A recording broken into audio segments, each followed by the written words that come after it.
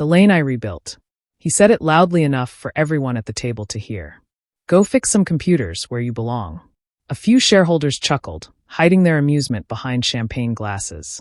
My brother leaned back in his chair, smug and satisfied, basking in the illusion of control he thought he owned. He lived for moments like this, humiliation disguised as humor. I just stared at him, saying nothing. My laptop sat open before me, faint lines of code flickering across the screen. I closed it slowly, deliberately, the click echoing across the boardroom. That's when the bank executive walked in. Good morning. We just need the majority owner's authorization for the transfer. The laughter stopped. My brother's expression tightened. The what? He asked. The executive turned toward me. Miss Khan, if you'd sign here, please. The air went dead still. All eyes turned in my direction. My brother blinked, confused, then terrified. I smiled. Small. Controlled. Deadly.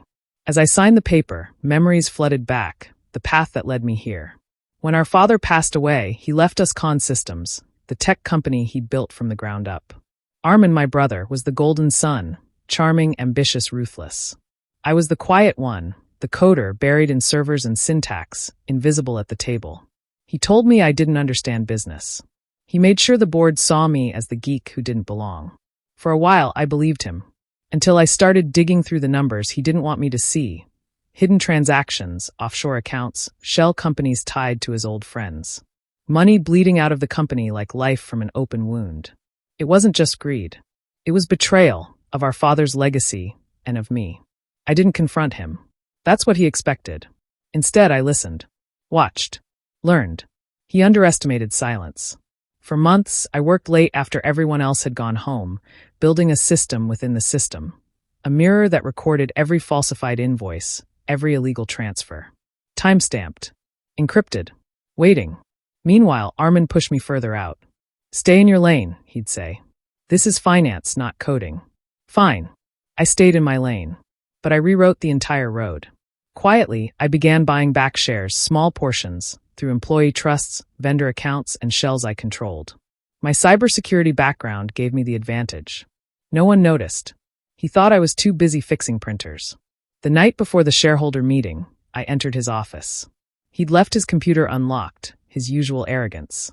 His emails confirmed everything.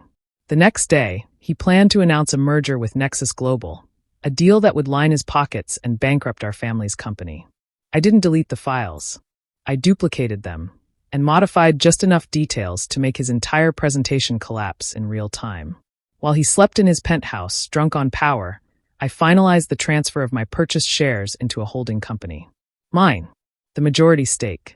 Back to the meeting. There must be some mistake. Armin's voice cracked. She doesn't have majority control. The executive shook his head. The documents were verified this morning. Miss Khan owns 51.4% of Khan Systems. Gasps rippled through the room. Cameras flashed. Whispers filled the silence. Armin turned to me, panic replacing pride. Amira, you can't.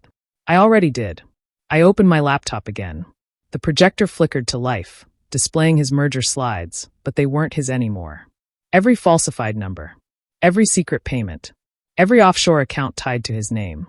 I watched as his confidence broke apart piece by piece. The same people who laughed earlier now refused to meet his eyes. Some whispered. Others recorded. He tried to speak, words like loyalty and family stumbling from his mouth. But the evidence crushed them before they could land. I didn't raise my voice. My silence was louder than anything I could have said. Minutes later, the board voted unanimously to remove him as CEO. He walked out without looking back. As he passed, I said quietly, "You told me to stay in my lane. So I built a new one." That night, I sat alone in our father's old office. The city lights shimmered across the glass, distant and cold. I thought I'd feel victorious. I didn't. Just resolved. My father built an empire. My brother tried to steal it. And I, the one they dismissed, protected it. But this wasn't just about saving a company. It was about reclaiming my name. In the end, revenge didn't come in rage or fire. It came in silence. In signatures. In precision. And when the last paper was signed, when his empire collapsed under the weight of its own lies, I finally exhaled.